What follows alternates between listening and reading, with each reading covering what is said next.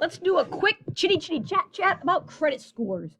More than likely, if you ever tried to get a loan for something, they asked you about your credit score or they ran your credit to check your credit score. So here's the deal. Let's talk about it. Let's see what impacts your credit score. So generally, there are 5 things that impact your credit scores. Your payment history. So this is the whole like, are you making your payments on time? Are you late? Do you pay the full bill? Do you pay partial? What is your payment history like? Total amount of debt. How much credit card debt are you carrying? That matters. Your debt to credit ratio. So credit is the amount of debt you are able to have. So think about like a credit card and your credit limit. So if your credit card has a limit of $10,000 and you have that maxed out at $10,000, that's going to hurt your credit score. So are you using all of the available credit that you could, or do you have some wiggle room, right? That's the thing. The amount of time with a credit history, right? So the longer your credit history, with it being a good credit history, that's going to raise your score. And then new credit, or the number of credit cards. If you're constantly opening new credit cards, that is going to hurt your credit score for a lot of different reasons, right? Because the more credit cards you have, the more debt you can potentially accumulate. So you want to kind of make sure that you have credit cards that you use, well, if you're using them, but don't just have them to have them, because that's not exactly a good way to do this. Now, one thing, I did a little research. Payment history is the biggest impact on your credit score, right? Which takes up roughly 35% of that makes up 35% of your credit score. These two together make up roughly 30%. The amount of time with a credit history is 15%, and that leaves 10% left over here. That is not 100, 65, 75, 80, 90. That is only 90. What am I missing? I'm going to have to relook that up because that's what I found. Maybe this one is 20. But anyway, payment history is the largest. I'm going to have to go back to that website because I totally looked this up, and that makes me nervous that they didn't have 100%. Math is hard. Okay, now, the other thing I want to throw out. Credit scores generally range from 300 to 850. So if somebody says, hey, I got a credit score of 350, that's on the low side, right? Don't think that doesn't start at 0. It starts at 300. I think anything 700 or greater is considered a good credit score. If you can get over 800, that's phenomenal. But obviously, the higher, the better. And all of these things together up here will make up a good credit score. Okay, so what is the purpose of having a good credit score? Well, of course, I don't have this in here yet for some reason, but things of a good credit score. You are going to have better interest rates,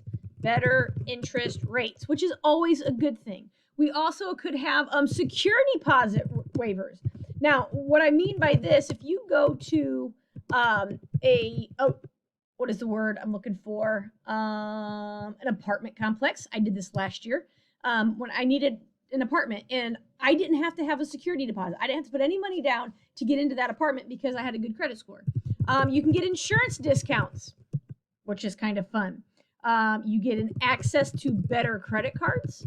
And when I say better credit cards, there are a lot of different things that credit cards can have. Some credit cards require an annual fee. None of my credit cards that I have a few, none of them have annual fees. I don't know that makes them better, but it makes me happier. You also could have come on computer. You also could have better terms and availability on loans. Okay, so what does this mean? I can't type, but I'm over it. So if you're talking about getting a loan,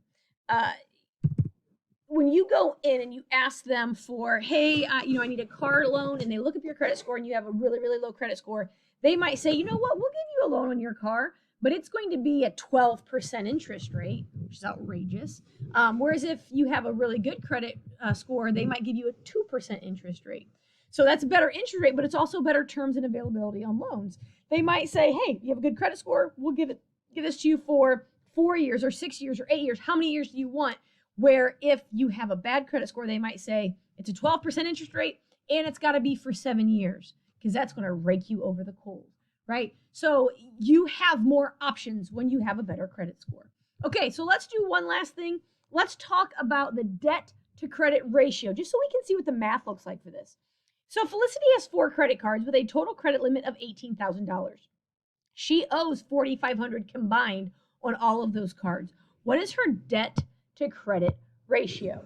So the big thing, right, when we're talking about debt to credit, a ratio is simply a fraction. So we're going to create this fraction. The debt is $4,500. The credit is $18,000. So when I divide that, I get 0.25. That is her debt to credit ratio. She's using, right, because 0.25 is roughly 1/4. She's using 1/4 of the credit available to her.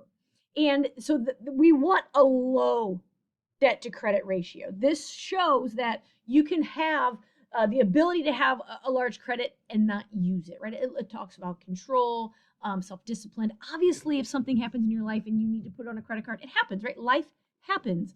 But if you're looking over time and you're constantly maxing out your credit cards, that doesn't show good financial stability. So you want to show over time that you can use credit cards and manage them without letting them get out of control all of the time. So the higher this ratio goes, the more of a negative impact it can have on your credit score.